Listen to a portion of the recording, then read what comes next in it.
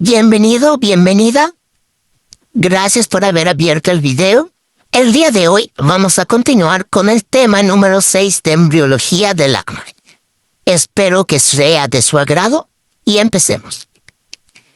Derivados de la capa germinal mesodérmica. Ok. Al inicio, las células de la capa mesodérmica.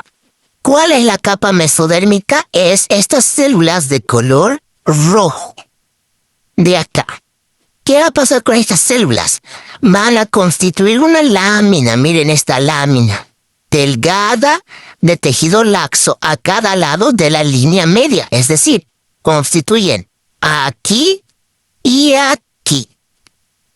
Ahora, cerca del día 17, estas células, las que están cerca de la línea media, van a proliferar y van a constituir una capa ya engrosada de tejido.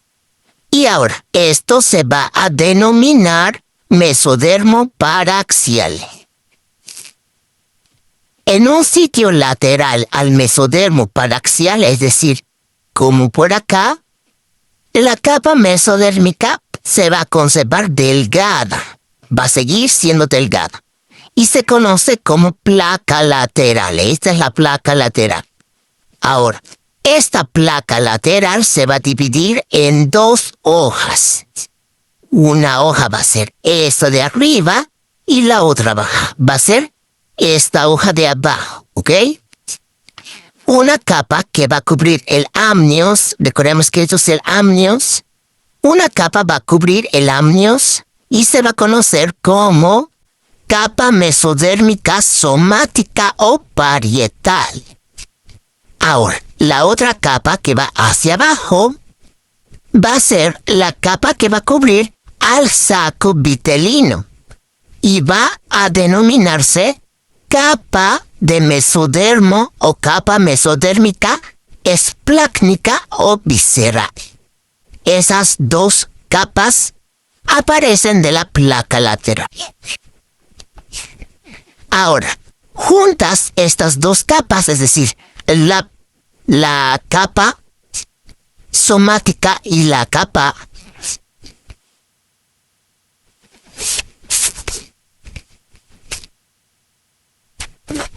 ahora, juntas estas capas, es decir, la capa del mesodermo visceral y la capa del mesodermo parietal van a constituir una cavidad que se va a denominar la cavidad corporal intraembrionaria, que va a tener comunicación con la cavidad extraembrionaria a cada lado del embrión. Miren, acá está la cavidad intraembrionaria.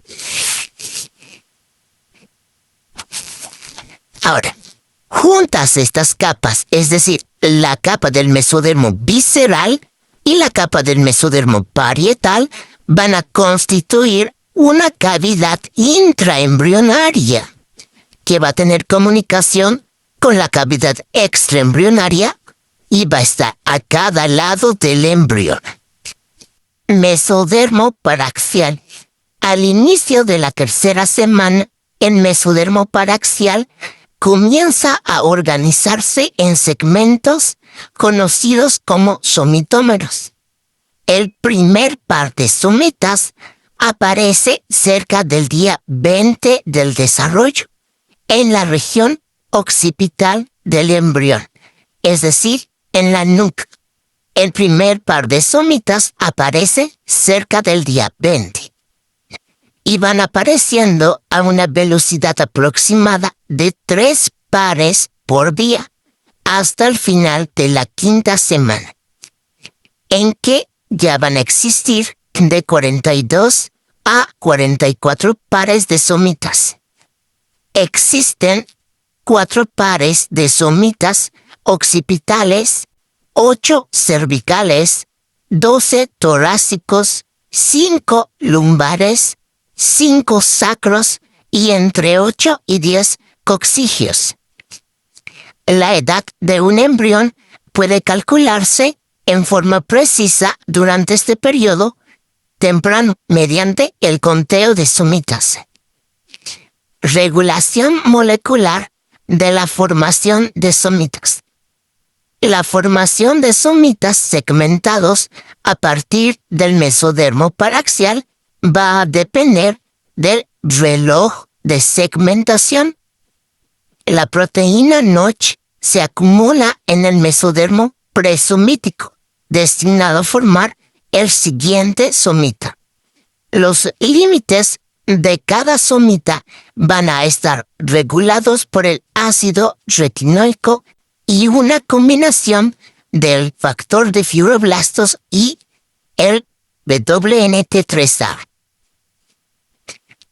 Aquí podemos observar un cuadro donde podemos ver el número de somitas, cómo está correlacionado con la edad aproximada en días.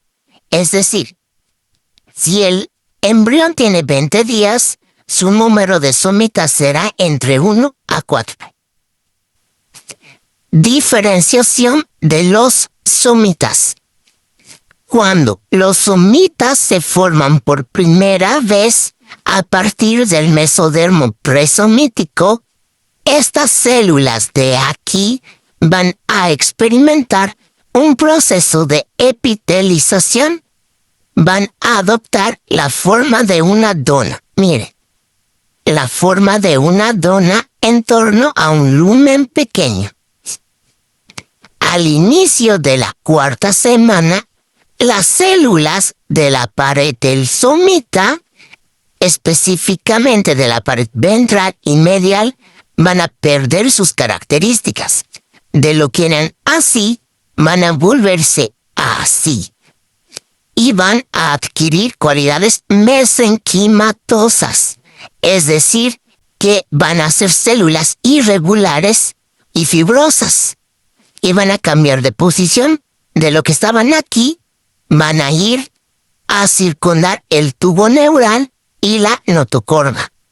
Ahora, estas células o el conjunto de estas células se va a denominar o va a constituir el esclerotoma, que va a diferenciarse más adelante en vértebras y costillas.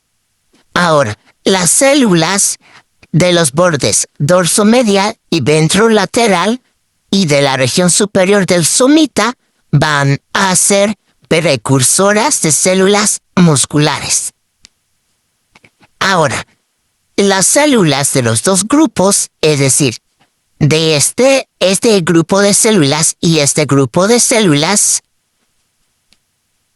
van a adquirir una vez más características mesenquimatosas, otra vuelta, y van a migrar por debajo del dermatoma.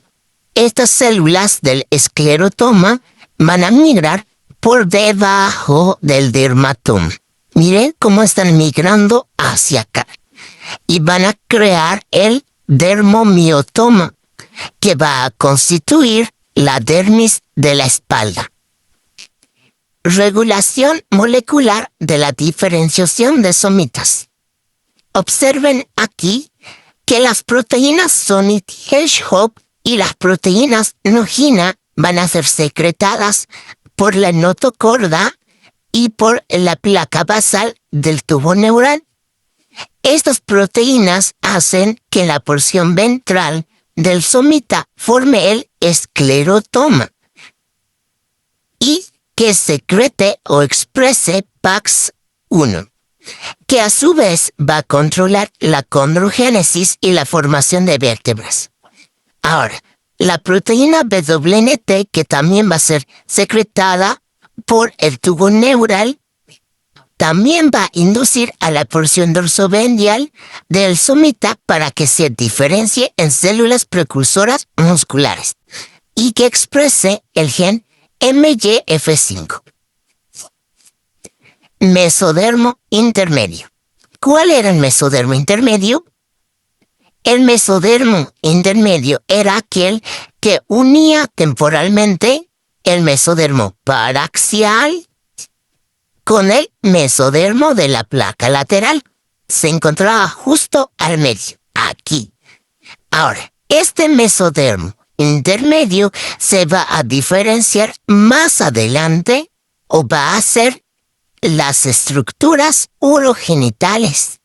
Es decir, que de aquí se formarán las estructuras urogenitales, como por ejemplo las unidades excretoras del sistema urinario y las gónadas.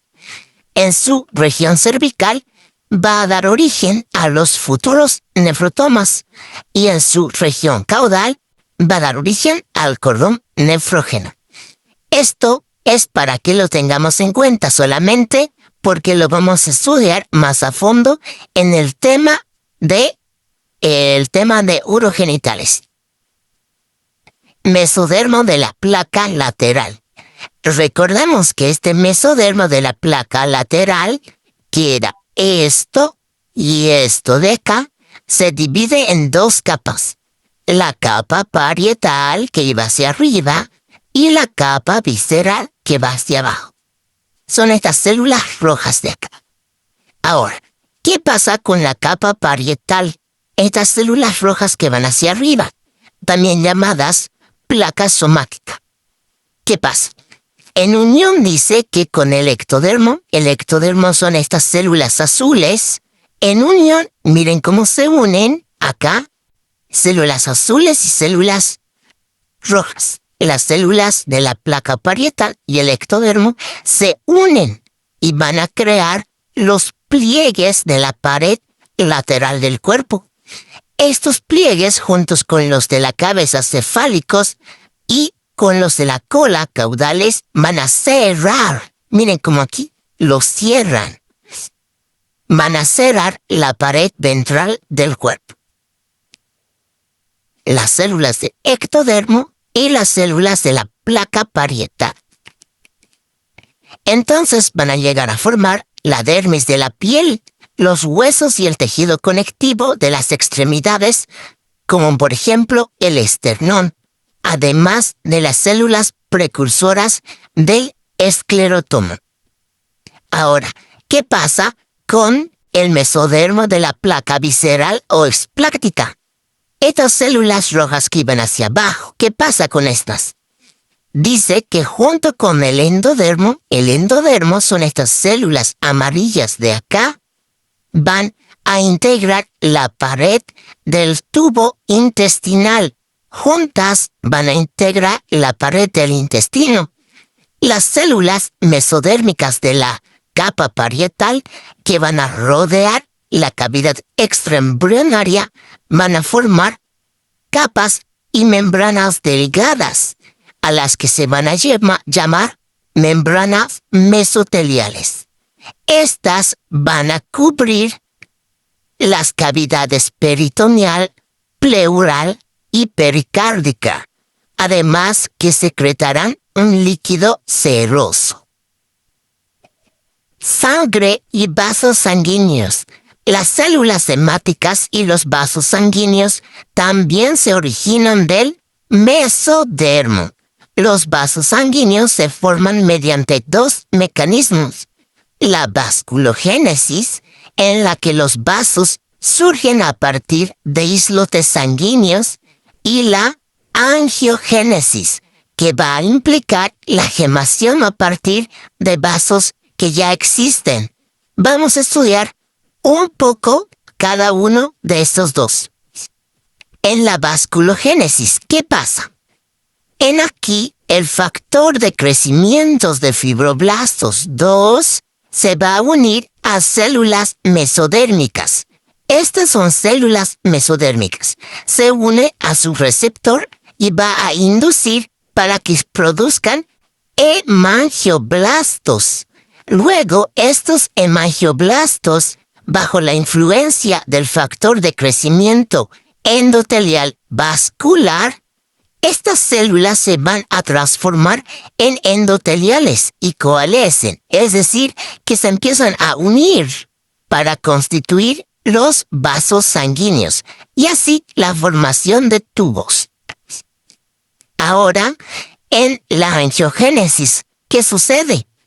La angiogénesis también va a ser regulada por el factor de crecimiento endotelial vascular que se va a unir a su receptor y va a estimular la proliferación de células endoteliales en los sitios de donde brotan nuevos vasos.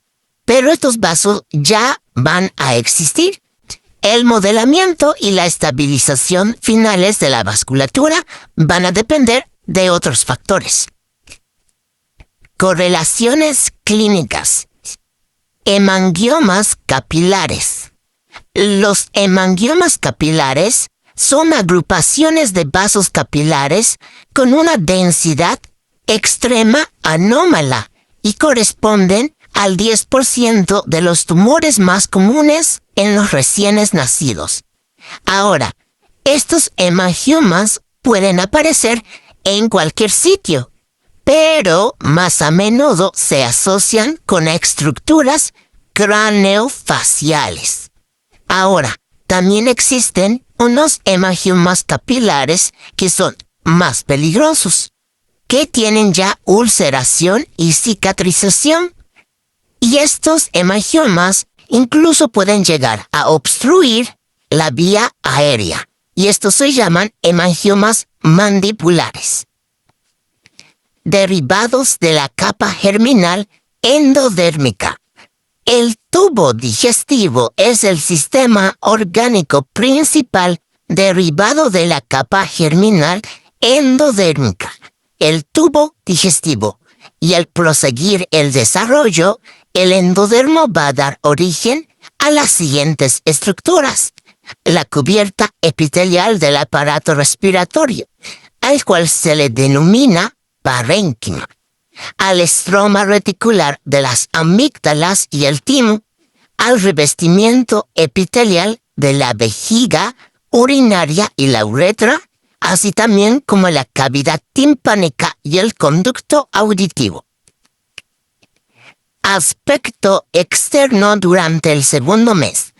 Aquí podemos observar la imagen de un embrión de alrededor que tiene 4 semanas, es decir, 2 meses. Este embrión va a tener alrededor de 28 somitas, los cuales se les puede contar, y también va a tener 3 arcos faringios. Ahora, el conteo de los somitas se hace más difícil pasado el segundo mes, así que la edad se relaciona con la longitud cefalocaudal, es decir, de cráneo a cola, y se va a expresar en milímetros. Esta medida corresponde entre el vértex del cráneo y el punto medio entre los ápices de las nalgas. Correlaciones clínicas.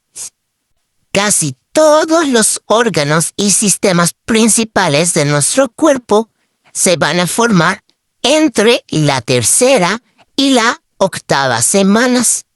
Este periodo se llama periodo de organogénesis, de la 3ª a la 8ª semana. En este periodo se originan muchos defectos congénitos estructurales macroscópicos. Ahora, el conocimiento de eventos principales de la organogénesis es muy importante, porque así podemos identificar el momento en que se indujo el defecto específico, y al mismo tiempo podemos identificar las causas posibles de la malformación. Con esto terminamos el tema número 6 de embriología del agua. Si te gustó, puedes suscribirte y darle like, que me ayudarías mucho. Te deseo lo mejor y nos vemos en el próximo video.